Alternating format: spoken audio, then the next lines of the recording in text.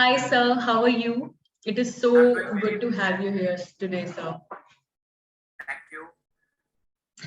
So, welcome to Pragati Vichar Literature Festival. Today, we have gathered here for a session on your book called Cyber Unsafe, a handbook for preventing computer frauds and cyber crimes. And today, we have Gaurav Gupta with us. Hello, sir. Hello. Gaurav Gupta is the first Indian to earn a doctorate in the field of digital forensics. He was bestowed with the Young Scientist Award of the Indian Science Congress in 2010 by Dr. APJ Abdul Kalam. Gaurav is on a mission to create awareness about technological frauds in society. Garima Gupta is an independent researcher and has experience in fields such as science, education, and psychology. And Garima Gupta has written this book with Gaurav Gupta. That is why I'm introducing her as well. So, how are you, sir? We are so honored to have you here today with us. And we are so excited to talk about your book, sir. So tell us something about yourself, sir. Who the real Gaurav Gupta is? Thank you so much for having me here. And I am a researcher who is fascinated by technological crimes, and I want to make sure that technology is used for the betterment of the mankind rather than criminals who are exploiting it to do computer frauds and cyber crimes. So I have done my PhD and doctorate in the area of digital forensics, and I have experience of working with all the domains. Like I have worked in private company like known as KPMG. I have worked as faculty where I have done a lot of research in developing new solutions to detect computer frauds and cyber crimes. Now I'm working with Government of India as an additional director. So idea is that what can we do? How can I use my experience to ensure that common people who are using technology, whose life is dependent on digital technology today, are not exploited by the criminals, and technological crimes should be stopped, because there are a lot of technological crimes which can be very easily avoided. It is because people are not aware, people are not knowing how and what should be done so that these kind of crimes can be avoided, that these crimes are happening. Okay, sir. Thank you so much, sir. And I want to ask one thing. What led you towards writing on this concept, sir? Okay. So I used to be, speaker in various forums where I used to tell people how criminals are doing crime and what are the solutions, technological solutions and non-technological solutions which are available. And most of the time, I used to use some stories to, point out how criminals are doing frauds. And I used to tell all these stories to my co-author and my younger sister, Dr. Gaurav Gupta. And one day while discussing these stories, she was of the view that you can't be everywhere. So why don't you start writing it as a book? So that once we have a compilation in the form of a book, it can reach to more people, it can then help more people, and that is where the idea of the book emerged. And then because she also had background in the related areas of psychology and education, and she understands how criminal psychology works, because not only technical solutions are required, you need to also understand psychologically how criminals are targeting us. They are not targeting us, they are targeting our thought process. So that is where I requested her to be the co-author, and we started working on it. Thank you so much, sir. And I really want to know you have given tips, right, in this book on how to prevent and protect yourself from cyber crimes. So what was your favorite chapter? I mean, what was the chapter that you've written that is most closest to your heart, that this is the one thing, this is the one tip that should go to everyone? What was Right. that, sir? So although the book, Cyber Unsafe book, the title itself says that you are unsafe in digital world, and once you read this book and understand how criminals are doing fraud, you will become rather safe from being unsafe. Yes. And there are there are many chapters and classification on various areas where criminals do fraud, starting from mobiles to social media to emerging technologies. I think the chapter on social media frauds is something which is close to my heart because most of us use social media inevitably. We all Yes. are using Facebook to the WhatsApp and Instagram to Twitter, and these are the favorite places of criminals because they come here to harvest information about us. They come here to lure us and to trap us, and that is chapter where I have talked about various kind of frauds which happen through social media, and what is the modus operandi used by criminals to trap you on social media, and what can you do to, in a very very non-technical and simple manner, by changing something small in your digital life, which can safeguard lots of frauds which are happening on social media. Okay, sir. So I want to ask one thing that it is so easy nowadays to use digital technology, right? Every one of us are using it, but it is also very difficult to detect unlawful activities. So, what do you think are the tips that you want to give that this book provides for the same, sir? So cyber unsafe tells you, there are many things which, if goes, there are many incidents which happen. We think nothing can be done about it, but there are solutions. For example, let's say somebody compromises your Gmail account. You will not be able to get it back, right? So getting back your Gmail account is a very tedious process. You have to approach Google. You have to prove your identity. It will take a lot of time, few days, if not, it will not happen in few hours. But a very simple solution exists. Google allows you to download offline codes. So if you today, after this call, if you go and download offline codes from your Gmail account, even though some criminal may try to get your account, that he may hack your account, but you can still log into your account using these offline codes because he is not aware that you have already downloaded your offline codes. Similarly, let's say your account, your Gmail account has been used to send out some offensive email. Let's say you were away and I use your computer, your Gmail account to send out an email to your boss or to some VIP person. In that case, it is very difficult for you to prove that you have not sent that email. But then there are solutions like authorship, which uses the way you write, the spelling mistake you make, the choice of word which you have. So all these things in a scientific manner can be used to prove that you are not the one who has written that particular piece of text, rather somebody else. And if you suspect somebody, we can prove it that that is the person who has written this piece of text. So there are enormous amount of incidents which can happen, which are happening in our daily lives, for which we think nothing can be done about it. But there are solutions, very easy solutions, which I have detailed as tips and tricks and small habit, digital etiquettes and digital changes which you can do in your daily life.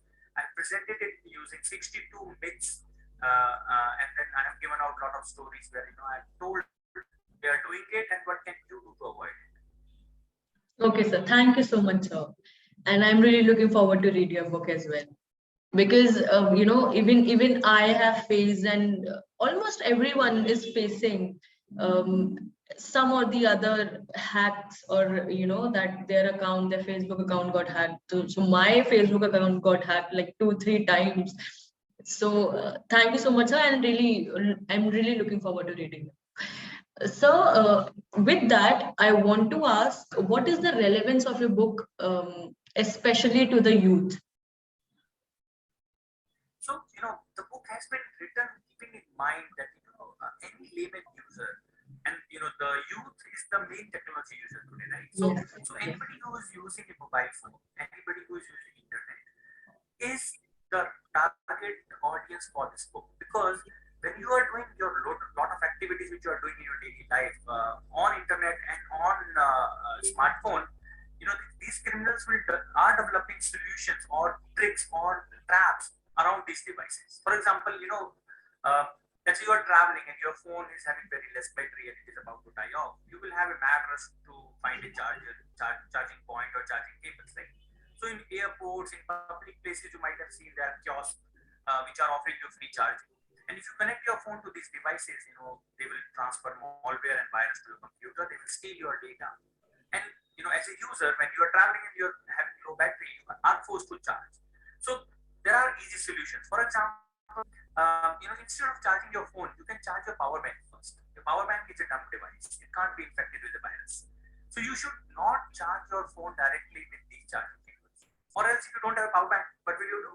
You probably switch off your phone first and then charge it. Switching on, a phone which is on position, if you're putting it to a free Wi-Fi or free charging cable, it's a recipe for disaster.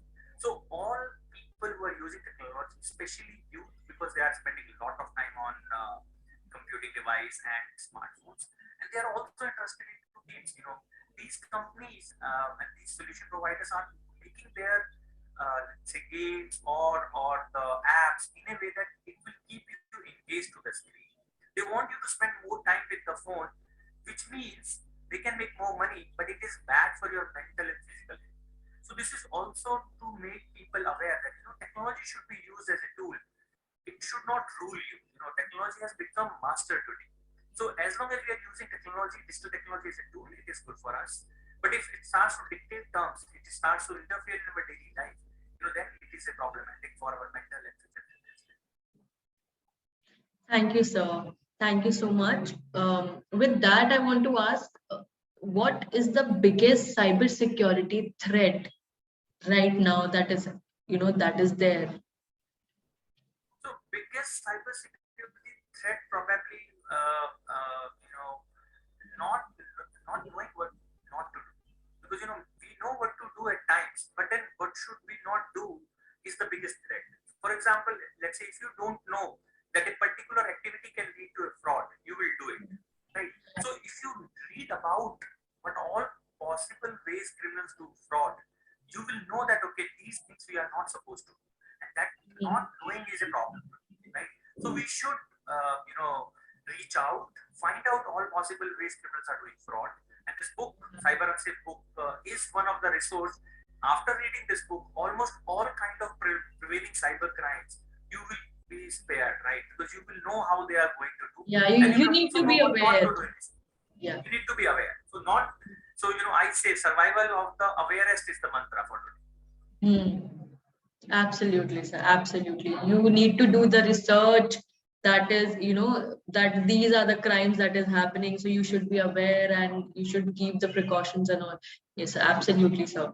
And I want to ask, are cyber crimes against children and senior citizens increasing in India or worldwide, sir? Yeah, so what happens is we have a myth that only the people who are working or professional, they are being targeted, or the corporates which are being targeted. It is not the case. Criminals are smart. They know the kids, the young ones, as well as the elderly. They are using technology these days because of the pandemic. Almost everything is being put and delivered through technology. Online classes are happening for kids. And the senior citizens who are having nest eggs, they have retired and they have a lot of money, but they are scared of technology. They are not using technology. So these are the two important, set of people which criminals are targeting today. What they do is they try to make WhatsApp calls, or they send out messages in those early morning 8 to 10 a.m. kind of time zones, when they know that some of the kids might be taking online classes on their parents' device. And then in guise of telling them, okay, that I will help you raise the limit of your father's credit card if you tell me this OTP and I'm calling from the bank. They lure kids to ensure that they feel that they are helping their parents, whereas they will use these OTPs to take out money from their accounts. Similarly, in guise of helping to the senior citizens that okay, we are calling for a KYC, or we will help you in terms of opening a particular account. We will help you do some transactions which they are finding it difficult because their family members are very busy. And that's where a lot of elderlies are falling prey to cyber crimes. And this trend is increasing. More and more cyber crimes are being targeted against elderly and kids. And this is a trend which is happening worldwide.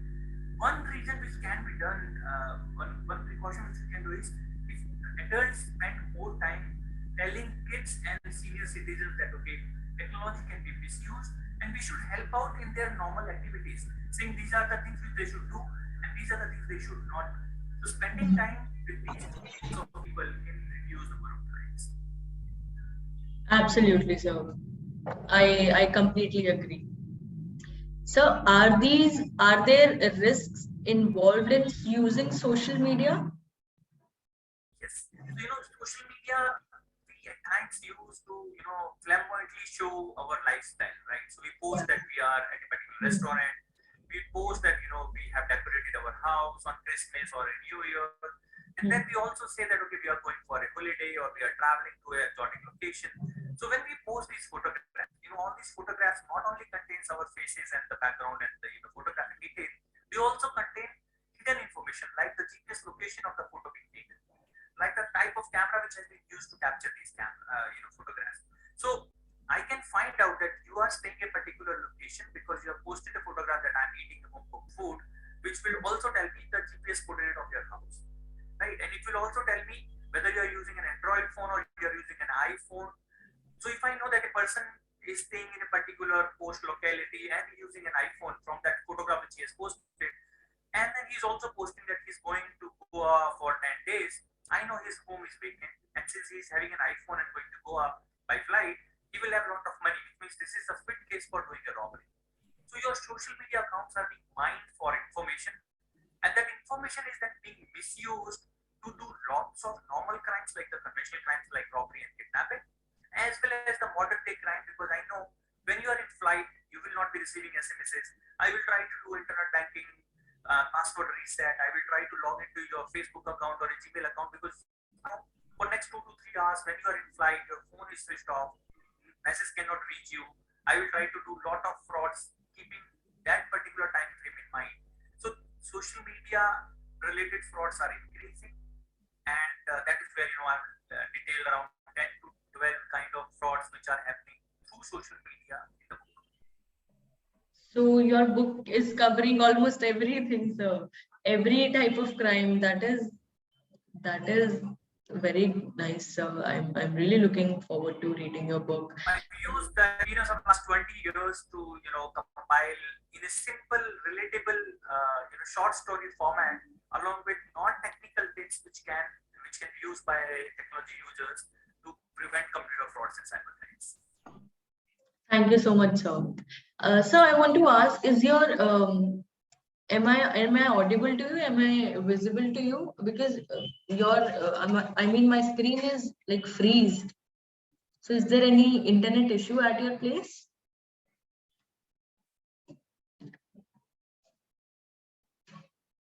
Hello, am I audible to you, sir?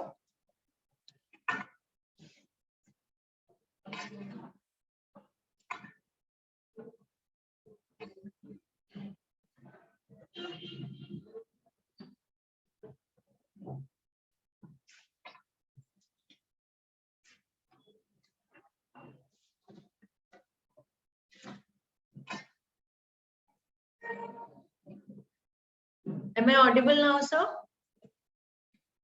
So your mic is on mute, sir. Sorry, I lost connection. Okay. Am I audible? Am I visible enough? Yes, okay. Absolutely. Okay. You were saying something, sir. So I was saying that the book is resultant of my 20 years of experience in the area of cybercrime investigation and digital forensics, and I have used simple, relatable, short stories to depict how criminals are exploiting it, and then I have given out very, very simple tips, non-technical tips, which you can incorporate in your daily digital life, which can ensure that computer frauds and cybercrimes can be avoided. Most of it can be avoided very easily. Absolutely, sir. Thank you so much, sir. With that, I want to ask her, do you think that cyber security is more important when it comes to money transactions, or it should equally be valuable in social media and everyday lives? Right. So what happens is our digital lives are connected. We are using the same mobile phone to use social media as well as to carry out, let's say, digital transaction. Although when dealing with money, the loss is instant, right? So if I'm using a lot of banking related applications or wallet related applications which are involving money transaction, I should be a little more careful. Idea is, these criminals are exploiting our psychology. They exploit our emotions. So they exploit our emotion of trust. They exploit our emotion of greed. They give us something for free. So they incite our emotions. So we need to now very clearly know that we should have some red flags in mind. If somebody is giving me something which is too good to be true, that should be a red flag. which is Right now, what is absolutely happening? free and all, yeah, and it will make you rich and all. It cannot be true. Absolutely. Right. So, apart from parents love, most of the things have, some interest attached to it. So, idea is, as and when there is something which is too good to be true, we should be cautious. We should, we should not do things in a hurry, because when criminals ask you to do something, they will give you a very small window of time. They will Yeah. push you to do things fast. So, idea is, whenever we are doing anything financial transactions in a digital world, we should take time. We should not hurry up. We should not use any of the links given by somebody. Even if we have to go to that link, we should type it with our own hands through our keyboard on the typing pad. We should not directly use the link, because that's where they can push something which is exploiting our senses. For example, difference between O and zero, we can't make out by eyes, right? So a yahoo.com could be yah00.com, because zero and O looks very similar to our eyes. So we Yeah. should type when we are doing any transaction. We should not hurry up. We should take everything with a pinch of salt, and that is what can help us save this world. Absolutely, sir. With that, is free things on offer in the cyber world good for users? So free is something which is being misused by criminals a lot. They will give you free Wi-Fi, and this free Wi-Fi means there is no security on that Wi-Fi. As soon as you connect your device to that particular network, whatever you are doing on your device can be snooped, can be found out by the criminals who are also in the same network. So let's say if you're typing your Gmail password or a banking password, all this will go unencrypted in plain text, and a criminal can easily get it. Right? They can also put malwares or the viruses into your computer. They can install a keylogger in your devices, and all this will lead to a lot of problems later on. Similarly, let's say if you are you're gone visiting some place, and when you come back near to your car in the parking, there are pen drives lying, right? So we tend to pick up those USB sticks, and we tend to plug them into our computers. Even though we may have a genuine intention of returning to the rightful owner, connecting these pen drives and the USB sticks to our computer will infect our computers. Those pen drives, those USB sticks has been left in those parking lot near your computer. Reason is they know people will have tendency to pick up a free USB stick and connect to their computer, which will then infect their computers to steal the information, whatever you are typing on your computer, and to snoop on it. So the idea is, anything which is not yours, you should not connect to your computers. Anything which is free, including free Wi-Fi, you should not use it. Anything free, like free power stations where you can charge your mobile phone, should not be used, because anything free is being used to infect you, to exploit you. Ideally, you should have your own resources and restrain from using free stuff, because most of the time that is used by criminals to infect you. Okay, sir. So when we are traveling through metro, they have these cables, right? They have these sockets there when I mean seat ke paas, there's this sockets. So should we use it or not, sir? As long as you are using your own charger and cable, that PowerPoint will not be able to do something. But if you are using those kiosks which are providing multiple power cables which are coming out, which are not yours, if you connect to your phones, you don't know what is there behind the kiosk, whether they are connecting through something where they are copying your data, stealing your data, or putting a malware in your. So if you are using your own power cable and over own data cable and connecting to the power socket, that is perfectly all. Oh, okay, sir. I'll keep that in mind. I mean, it is my point. I mean, I think so that criminals are the smartest because I mean, that is why they are called criminals, right? They have these clever, cunning thoughts in themselves. They have so are criminals smart and creative and use things discarded by us against us? What do you think, Yes. sir? Yes. So what happens is criminals are very, very creative, although they are lazy also. So what they do is they develop a solution and use again and again against us until they move on to new one, right? So they are very creative, and I can give hundreds of examples, and many of those examples are there in the book where I have told about how creatively technology has been misused to do frauds. But then we are helping them. As a user, we are the biggest carry out frauds. For example, let's say we get some parcel delivered from Amazon or any other service provider to our home. We take out the stuff and then we throw away the parcel box, outside box. That outside box contains our address, contains a QR code which has our phone number and a lot of details about us. We travel on airline and then we sometimes discard our boarding passes. Boarding passes contain a lot of confidential and private information about us. At times, your date of birth, phone number, address, and all those things, right? And we take money from ATM machines, and after taking money, we discard the ATM slip. That slip contains last 4 digits of your card. It contains time at which you have withdrawn money. So let's say the criminal can find out, okay, if he gets 4 of those slips in a single ATM every day around 7 to 8 p.m., he knows that every day 7 to 8 p.m. you come there and withdraw. So he can find a pattern, and then he can use this to probably lay a trap for you, right? So anything and everything which we are discarding, starting from a broken hard drive or a broken pen drive to broken CD, all those can be reconstructed back and data can be recovered. Phones, we change our phones. Let's say if you have to buy a new phone, you will go for an exchange offer and you will do a factory reset of your phone and submit it and get a new one, right? All these phones which have been done factory reset are taken to data recovery people, and they recover in 95% of the case all the data which is there on the phone, including the photograph you have clicked, including the apps which you were having installed. So all data will be recovered and will be used against you. So if there are photographs, they will misuse the photographs to blackmail you. If there are photographs of your credit card or any other thing, they will, and your passwords, that will be used to log into your accounts. So we should not give our phones as a second-hand phone and replacement phone when we're buying a new one. Rather, we can install free softwares into those phones and can convert them into a, let's say, a CCTV number, right? So there are better ways of doing things. So whatever wasting, whatever we are throwing out, it contains useful information about us, and that useful information can be misused to do frauds by criminals. And I've given 5 to 10 stories about this in the book.